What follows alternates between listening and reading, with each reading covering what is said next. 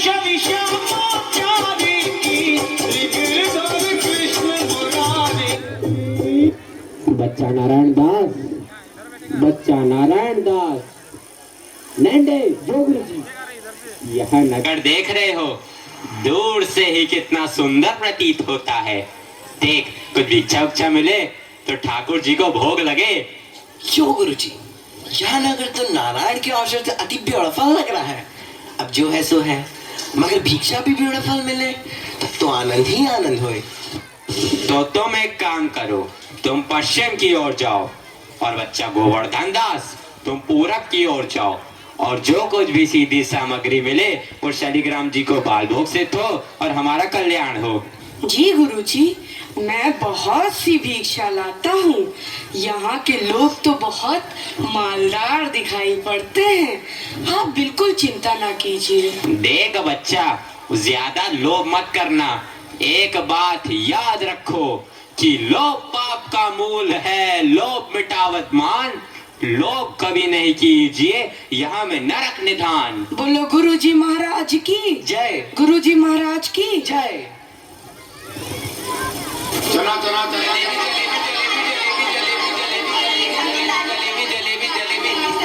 कबाब गर्मा गर्म, मसालेदार, 84 मसाला 72 आंच का। जो खाए सो हो चाटे, जो ना खाए सो जीभ काटे।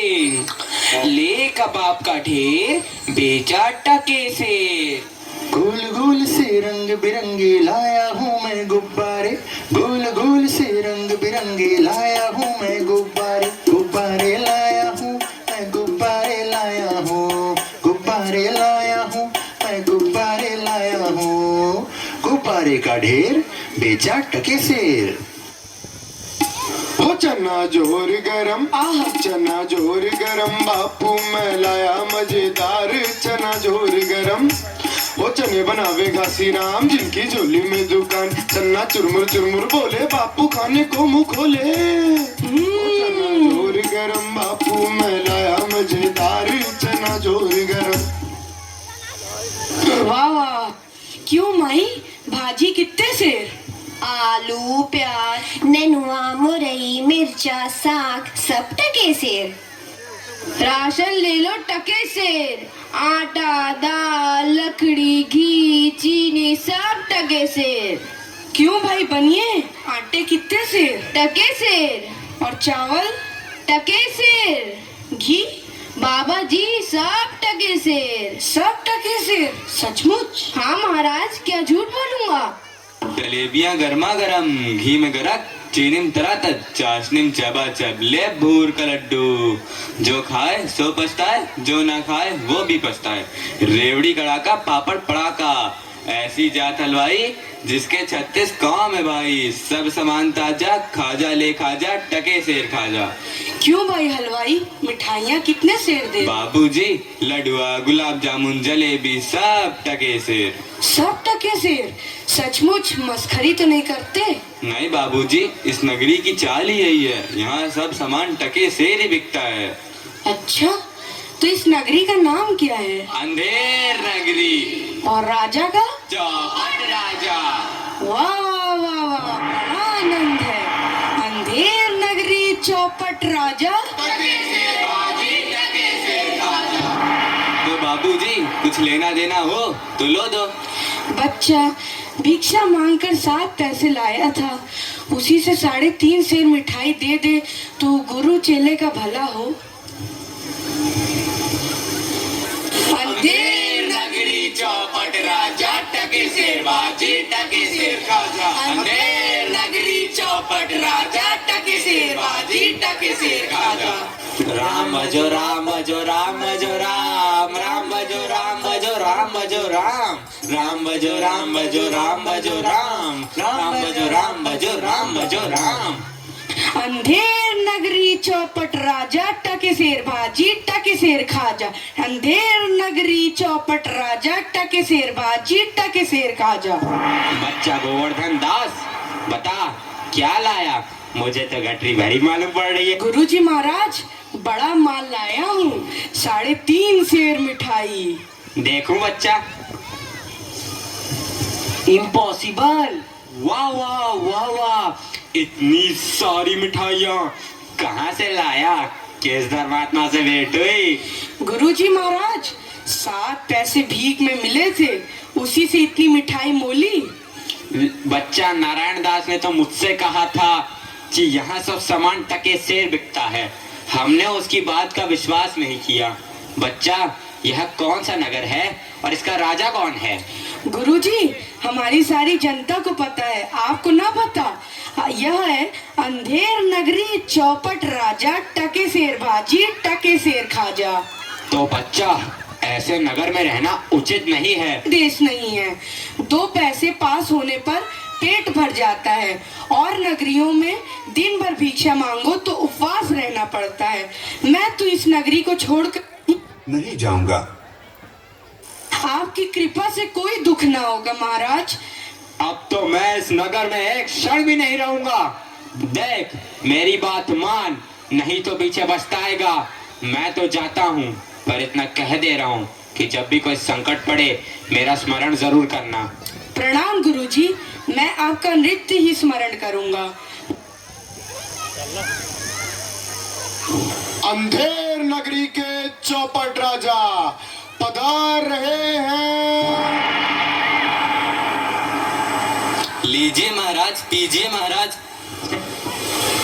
हा हा हा, आनंद और दो। दुहाई है महाराज, दुहाई है।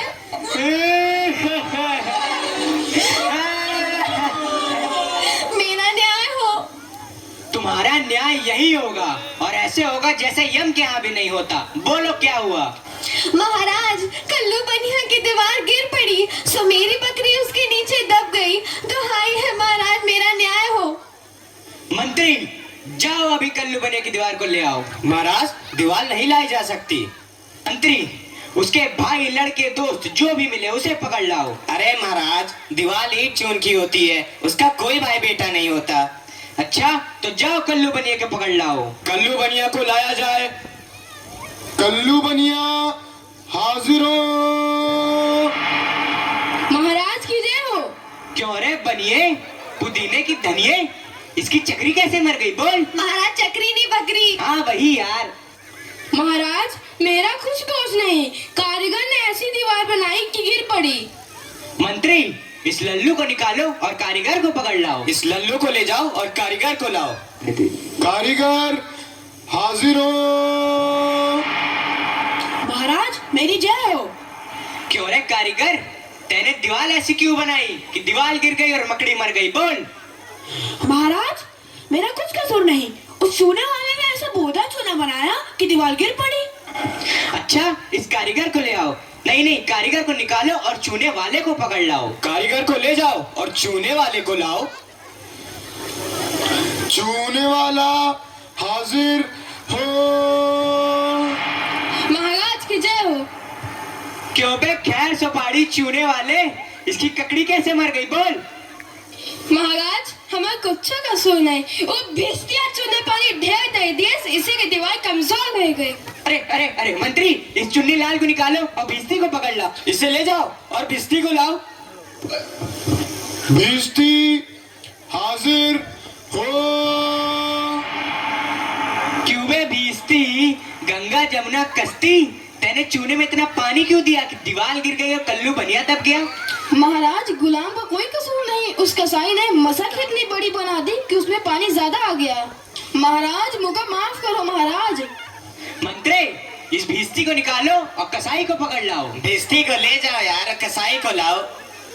कसाई हाजिर हो। महाराज, क्यों रे कसाई, तेने मसक ऐसी क्यों बनाई, दीवार गिराई और बकरी दबाई? बोल। महाराज, गडरिया ने टके पर ऐसी बड़ी भीड़ मेरे हाथों बेची कि उसकी मशक ही बड़ी बन गई।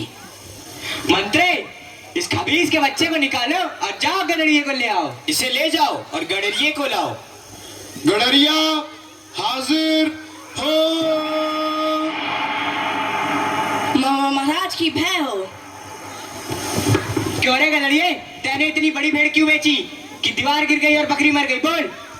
महाराज, उधर से कोतवाल साहब की सवारी आ गई तो उसको देखने मैंने छोटी बड़ी भेड़ों का ख्याल ही नहीं किया। मेरा कोई कसूर नहीं। मंत्री, इसे निकालो और कोतवाल को अभी पकड़ लाओ। इसे ले जाओ और कोतवाल को लाओ। कोतवाल हाजिर हो। महाराज की जय हो। महाराज, क्यों बे कोतवाल, तैने सवारी इतने धूमधाम से क्यों निकाली कि गधड़िए ने गड़बड़ा कर बड़ी भेड़ बेच दी, जिससे बकरी गिर गई और कल्लू बनिया दब गया? मेरा कोई कसूर नहीं, मैं तो शहर के इंतजाम के वास्ते गया था। ये नहीं, तुमने इतने धूम से सवारी क्यों निकाली? क्यों निकाली तुमने सवारी धूम से? महाराज महाराज कुछ नहीं। मंत्री, इस कोतवाल को अभी फांसी पे चढ़ा दो। दरबार बर्खास्त। चल, निको, इसे फांसी पे चढ़ा दो। नहीं महाराज, या नहीं महाराज।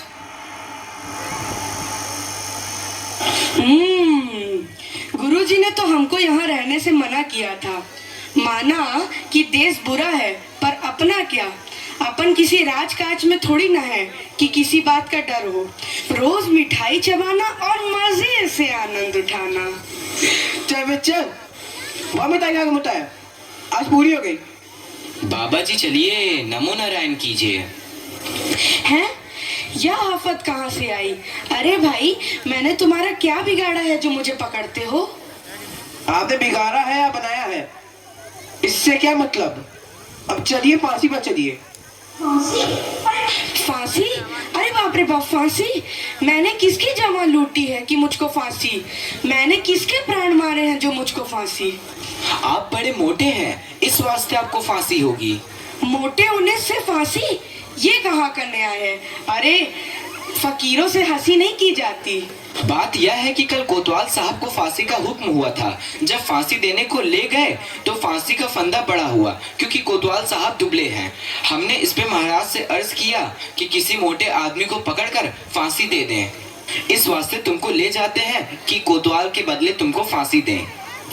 तो क्या और कोई नगर भर में मोटा नहीं मिलता जो मुझ अनाथ फकीर को फांसी दे देते हो?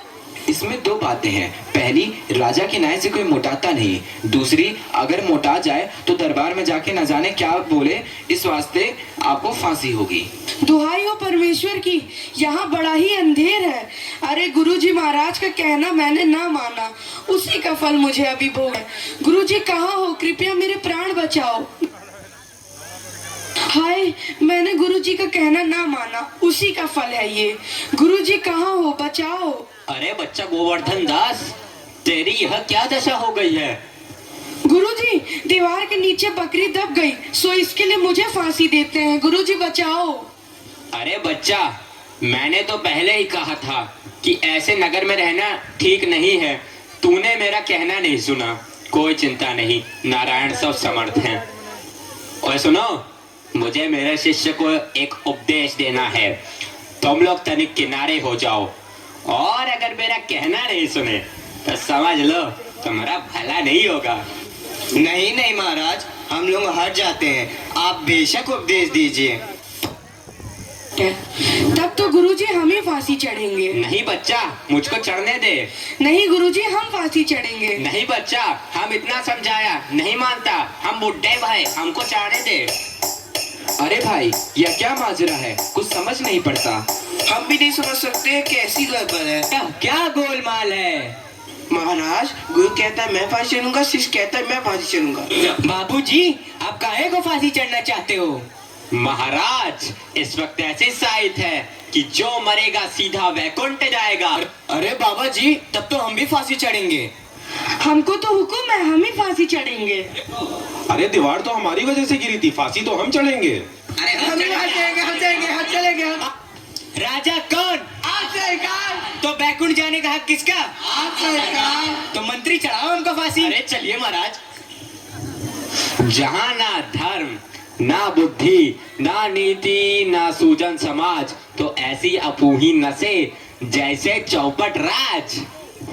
अंधेर नगरी चौपट राजा, अंधेर नगरी चौपट राजा। इस मोल भाजी उस मोल खाजा, उस मोल खाजा हो। अंधेर नगरी चौपट राजा, अंधेर नगरी चौपट राजा, अंधेर नगरी